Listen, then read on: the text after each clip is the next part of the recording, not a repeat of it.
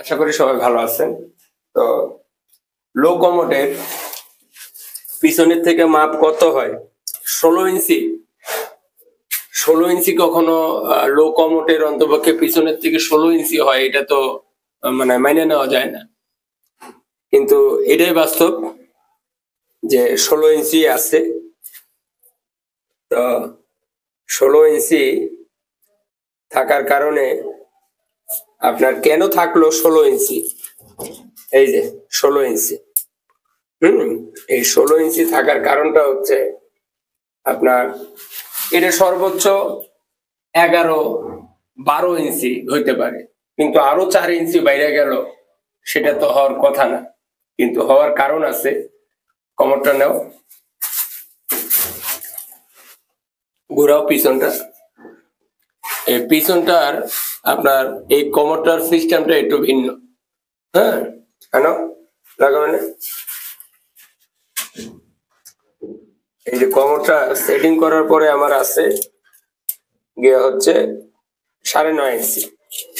হ্যাঁ, তা কেননা এটার এই অংশে হইছে পা দেন, তো আমার এটার পিছন অংশটা একটু বাড়তি। এই কমরটা আমি আগেই আনাই নিছি। নেওয়াতে হয়েছে কি, আমার যে একটু 12 রাখছিলাম, 12 থেকে এখন 16, এটা কিন্তু এখনই আমি মিলাই নিছি। তো সেটা আমি যদি 12 রাইখা পরে এই প্যান্টটা নিয়ে আসতো, তারপরে ঢালাই দিতাম, তখন এই লাইনটা আবার কিন্তু আমার ভাঙতে হইতো। তো কিছু কিছু জিনিস আগেই নিয়ে আসতে হয়, তাহলে আর এই সমস্যাটা হয় না। তো আমরা এই যে এটা আমার লো কমর, এই পাশে আমার হাই কমর, এখানে জায়গা আছে 5 ফিট। এখন আমরা এটা টোটালটা গাঁথনি দিয়ে নিছি। আপনি চাইলে এটা ঢালাই করেও নিতে পারেন। এখানে আমরা এই যে বালু ফিলিং করছি, আরো বালু ফিলিং করবো, কইরা 2-2.5 ইঞ্চি ঢালাই দেব।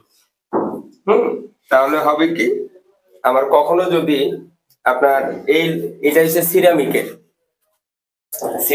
এটা যদি কখনো ভাঙা যায় বা ডিসকালার হয়ে যায়, চেঞ্জ করা লাগবে, তো তখন যদি পুরাটা ঢালাই দেই তাহলে অনেক একটা ছাদের উপরে প্রেসার থাকবে। এই জন্য এটা বালু ফিলিং করে ঢালাই দিলে এক কোণা যদি ভাঙেন, পাট করে সবগুলা ইজিলি ভেঙে যাবে। তো কিছু কিছু যেমন আমাকে ইঞ্জিনিয়ার বলছে এখন কেন লাগবে এই লো কমোড, পরে তো দিলে হয়। প্লাস একটা হাই কমোড আনাই নিছি, সেটারও আমি মাপটা এখানে ফাইনাল করছি। আমার পিছন থেকে 13 হবে না 14 ইঞ্চি হবে সেটা আমি ফাইনাল করছি।